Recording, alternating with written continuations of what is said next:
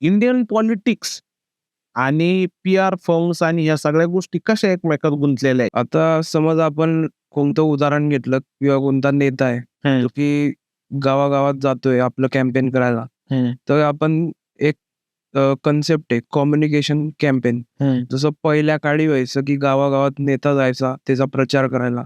पण आता पण तसं आहे. आता पण नेता प्रचार करायला जातो. हं. पण त्याच्यासोबत आता एक नवीन पॉलिटिकल बॅटलफील्ड असं म्हणतो आपण त्याला, जे की आहे डिजिटल बॅटलफील्ड. म्हणजे हेच ना, की Instagram, सोशल मीडियावरती त्यांच्या पूर्ण रॅलीजचे रील्स वगैरे ह्या त्या गोष्टी ते टाकत असतात. हेच बॅटल ना? बरोबर.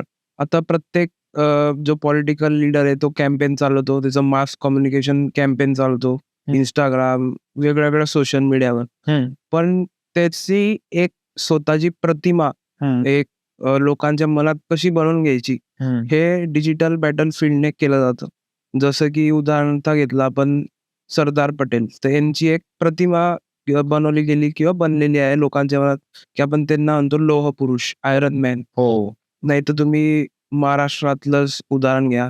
देवेंद्र फडणवीसचं, की त्याची एक इमेज बनवली गेली आहे, की एक डेव्हलपमेंट मॅन, विकास पुरुष असं त्याला म्हटलं जातं. तर असं वेगळ्या-वेगळ्या लोकांच्या प्रती वेगळे-वेगळे एक नाव किंवा एक इमेज बनवली जाते किंवा समजा हा लीडर आहे, तर हा यंग लोकांसाठी हा लीडर आहे किंवा एक धाडसवादी नेता आहे किंवा कडक नेता आहे. हो, बरोबर. अशा वेगवेगळ्या इमेज बनवल्या जातात. म्हणजे अजितदादांची इमेज होती, की पहाटे उठून कामाला जाणे. एकनाथ शिंदे साहेबांची इमेज आहे, की एक ग्राउंड लेव्हलला जाऊन काम करणारे नेते, दांडगा जलसंपर्क असलेले नेते. तसंच फडणवीस साहेबांचं तुम्ही बोलले विकास पुरुष. मग हे सगळे नॅरेटिव्ह पी-आर कंपनीज सेट करताय का? मोजकी तर होच असतं. हं, समजा कोणत्या नेत्याची काही इमेज एक भ्रष्ट नेता अशी म्हणून क्रिएट झाली, हं, तर त्याच्या प्रत्येक ॲक्शनला लोकं एक डाउटफुल प्रकारे बघतील. हं. त्याच्या प्रत्येक ॲक्शनला ते एक किंवा भ्रष्टाचारासाठी ॲक्शन केली गेलेली आहे, असं बघू शकतात. हं, हं, तर हं. हेच एक प्रकारचं नॅरेटिव्ह बिल्डिंग आहे. आपण थोडं नॅरेटिव्ह म्हणजे काय? याच्यावरती आपण थोडंसं अजून डिटेलमध्ये गेलो तर आपल्याला प्रेक्षकांना सांगता येईल, की नॅरेटिव्ह बिल्डिंग कशी राहते? समजा मी तुम्हाला उदाहरण देतो किंवा एक नेता आहे ज्याला म्हणता, की हा यंग लीडर्सचा नेता आहे. यंग लोकांसाठी नेता आहे. मग म्हणता एक राष्ट्रवादी नेता आहे हं, किंवा असं म्हणतील, की हा एक लोहपुरुष आहे. हे तर वेगळे-वेगळे उदाहरण झाले. हं. तर हे जे सेट केलं जातंय, की या पर्टिक्युलर व्यक्तीला, या पर्टिक्युलर पॉलिटिकल लीडरला तो एक जो शब्द दिला जातोय, हं, जी लाईन दिली जाते, जसे लोहपुरुष, हं, राष्ट्रवादी. हं, तर हे एक नॅरेटिव्ह सेट केलं जातंय.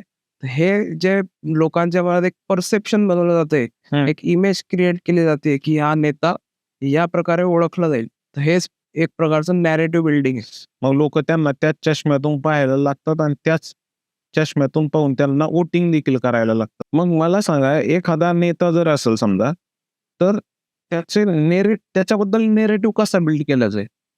नॅरेटिव्ह बिल्ड करण्यासाठी कंपन्या काय करतील? सगळ्यात पहिले तर समजा कोणी नेता आहे, जो सिम्प्लिसिटीने ओळखला जातो. तर आता त्याची एक इमेज क्रिएट केली जाईल. तर इमेज कशी क्रिएट केली जाईल? पहिला, की तो कसे कपडे घालेल. आता तुम्ही वेगळे-वेगळे लोकं बघितले असतील. हं, आता केजरीवालचा एक सेटअप असतो. सिंपल वरती शर्ट आणि खाली पॅन्ट. हं. मोदीजींचं तुम्ही पाहिलं असेल, एक जॅकेट आणि खाली कुर्ता पैजामा असं असतं.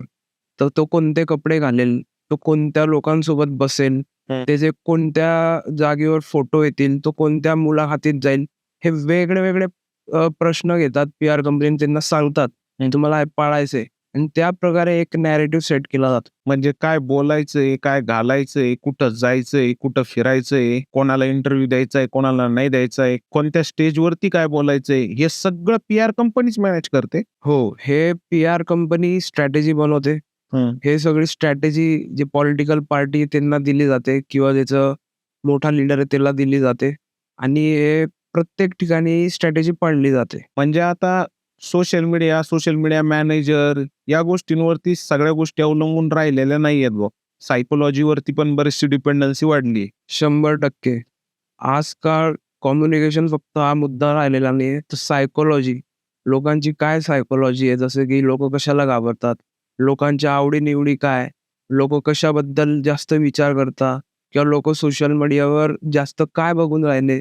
हे सगळं त्या स्ट्रॅटेजीमध्ये येईल आणि हेच नॅरेटिव्ह बिल्डिंगला हे जे प्रश्न आहे, हेच त्याचं उत्तर राहील आणि हे उत्तर वापरून ते स्ट्रॅटेजी बनवतात नॅरेटिव्ह बिल्डिंगसाठी.